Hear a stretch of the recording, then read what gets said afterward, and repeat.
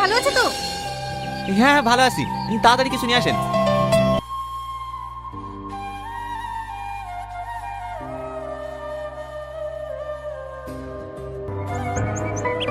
Tony, তোকে একটা কথা জিজ্ঞাসা করবো।